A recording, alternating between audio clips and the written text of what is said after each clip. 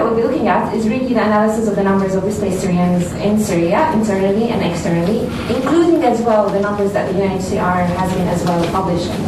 And the reason as well we're going to verify and revisit the numbers of the UNHCR, because sometimes there's, even with the numbers of the UNHCR, there's some fluctuations here and there. Not that the UN is not doing their work, they are.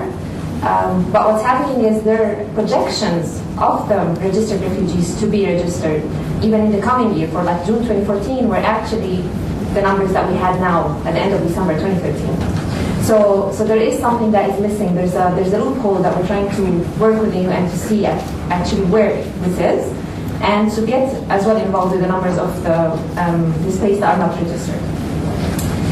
As well as that, we're actually as well approaching the different EU governments to check about the numbers of the Syrians that have sought asylum. And I know there's some EU governments here, some I think from different embassies. And I just wanted to share with you some of the numbers that we have. Because the EU in general has pledged just 12,340 refugee places to asylum seekers fleeing from Syria, out of which 10,000 of them are in Germany only. And there's some countries, 18 EU member states, including the UK and Italy, that have not made any resettlements on any humanitarian admission pledges. At the same time, although this is the pledge of the EU, from November 2012 to October 2013, there has been 38,485 Syrian displaced persons launching asylum claims in Europe. And that's an increase of almost 41,000 from last year during the same period. So although like the EU is not accepting any pledges, not pledging for more, but there's actually more people that are trying to do it. And one of the main countries in the Middle East where Syrians actually are going through in order to apply for asylum seeking is Egypt. Egypt is one of the main countries that people try to go through them, Syrians try to go through them and then actually seek asylum in the EU. In addition to this, as well, it's worthwhile highlighting, and I think as well Dr. Khaled just highlighted, the problem of the migrant communities that are in Syria that are currently refugees or displaced, the Palestinian refugees that are denied access in certain countries like Jordan, and UNRWA are seeking certain problems and certain resolutions for the problems that the Palestinian refugees are seeking. And some of the Palestinian refugees that have ended up in Lebanon are not being able even to be in Lebanon because they have to pay a high cost for a visa fee to be in Lebanon. And Lebanon is one of the countries that host them. Jordan has given denial for the Palestinian refugees. And some of the Palestinian refugees actually returned to Gaza. You'll be astonished, but some of them have actually claimed asylum in Gaza.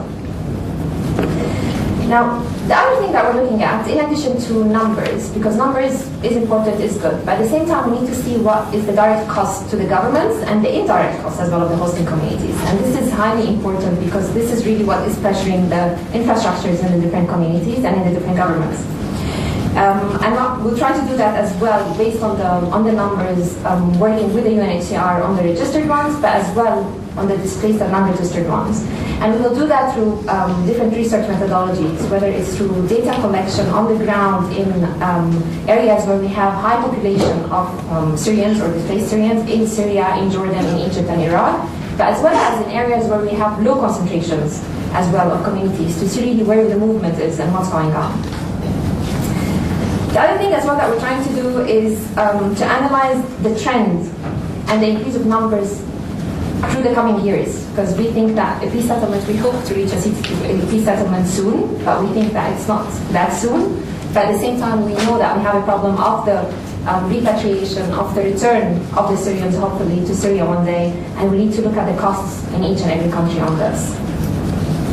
Now, one of the major things that the host governments have predicted that the requirements in 2014 are going to be around $583 million in the different host countries. When we think that the impact of the crisis directly on the host communities is even larger. It's on a larger scale, not only on the cost to the governments itself. There's the host communities that I think no one is looking at. There's the pressure, the social tensions, the labor market, that no one is as well giving any attention to, that we think we need to give a scoping eye on that as well. Now, I'll give you an example. In Lebanon, what has been happening lately is that there has been a loss of 2.9% in their GDP growth. And they've highlighted that by the end of 2014, the unemployment rate is likely to double to 49%. It's going to rise by 2015 to 65%. And I highlighted Lebanon because Lebanon is one of the countries that has got the highest concentration of displaced Syrians in it. In addition to that, Dr. Khaled just mentioned about Jordan, and he mentioned about the refugee concentration, that 77% are actually outside the camps. And that's another tension to the host communities and to the labor market. Now, the one thing that as well we'll be looking at is that the different indicators, whether it's the housing, whether it's the infrastructure, whether it's the health, whether it's the education, on different levels in the different countries, and to see what the impact of that is what the impact of the displaced is on these indicators. Now, as well as doing the data analysis and running research work and doing interviews and focus groups with the displaced, following their consent and following training the different team members that will be working on the ground in the different areas. What we'll be doing is as well approaching the host communities, the business communities, the private sector, and doing interviews with them as well, and seeking information and gathering information to see and compare the costs that we have, the indirect costs that they're actually picking up on, and seeing how that can be worked on and where we can help and provide solutions and recommendations through different works that we're doing with different agencies on the ground to actually try to lessen the burden on the host communities. So some of the methodology, some of the recommendations and the methodology that we're proposing to do, I'll pass it on to Simona, my colleague, Her Excellency Dr. Simona, to actually discuss more about the different recommendations that we're looking to do on the ground. Thank you very much. Let me introduce Her Excellency. I'm sure what you will hear is from a human and labor perspective, because Her Excellency is a former Minister of Labor of Romania, and that, of course, influenced her sense of judgment.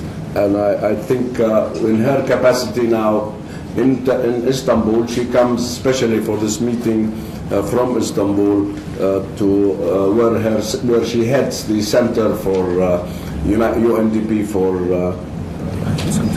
the development. Thank you. Chairman Abu-Ghazaleh, thank you very much for giving us the opportunity to speak today. I would prefer to stand up, but just because my speech is going to be very short, as the Minister will come in the next 10 minutes, I will prefer to do it this way. Before I present a series of recommendations for which I would love to get your feedback, your opinions, and this is going to be part of the consultations after the break, I would like to mention very briefly what we are, who we are. I represent here the Global Center of the United Nations Development Program that was established to generate a role for the private sector in development. I will just walk you through a few slides very, very briefly. This is a center that is established in Istanbul, but it's a global center covering the entire world, just because we wanted to introduce the concept of the private sector's contribution to development. And here, I would like to mention that limitations confronting the governments around Syria, affected by the Syrian crisis, invite and give the opportunity to the private sector to actually play a role. There is an increasing demand in all those countries that is generated by the incoming refugees that may create an entry point to the private sector to scale up businesses, to the private sector to invest, to the private sector to generate more jobs and to reduce the pressure on the labor market. And that's what we want to do, and we have already started in Jordan with a series of initiatives that I will briefly present. This is one of the 6 centers of the United Nations Development Program, the only one that covers the partnership with the private sector in all its aspects. The private sector can generate entry points for the poor in post-conflict countries, in countries in transition, in fragile markets, as consumers, as suppliers, as entrepreneurs. And that's what we